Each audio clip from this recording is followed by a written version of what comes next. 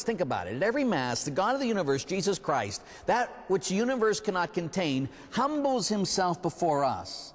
He takes the form of bread and wine, and he feeds us with himself. What's more important than that?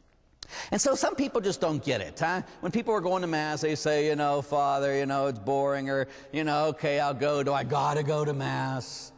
And it just doesn't register. At Mass, God gives his only Son. Well, Father, I can pray at home, can't I? Well, sure you can. But you're saying, God, you know what it cost you to give your Son for me, and I know Jesus gives his life for me at the Mass, and he gives me his own body and blood, and that's what I need to survive. But you know, my time is more important than what you're doing for me. And we ditch God. When Mass isn't important to us, we don't go to Mass. Well, it's no big deal. It was a very big deal to God to give his only boy. Why isn't it a big deal for us to receive what his boy did for us?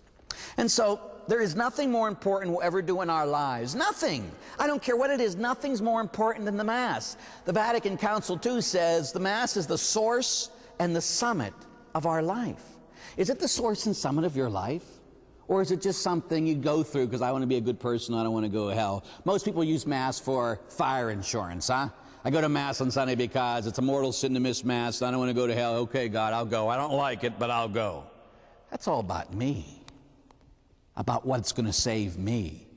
Instead of, wow, Lord, what it cost you. So we need to have our hearts purified and to open our hearts about what's going to happen. Do we know what's happening? It's about a relationship. It's not about just some kind of obligation. It's about being in relationship with God. Do you know Jesus? Do you really know Jesus? Do you know him like you know your mother, your father, your best friend, your girlfriend, your boyfriend, your son, your daughter? Do you know him? The only way you'll ever come to know Jesus is by spending time with him. I promise you, if you spend time with Jesus in the Eucharistic bread, you will come to know him. And that's the only thing that matters, is that you come to truly know Jesus. But you're not going to know him unless you spend time with him, huh? There is no way to fall in love with somebody unless you spend time with them. People are constantly saying, oh, I want to know Jesus more. Well, do you ever spend time with him? Well, no. Well, how are you going to fall in love with your boyfriend or girlfriend or husband or wife? The only way it's going to happen is by spending time with them. The only way to love somebody is to spend time.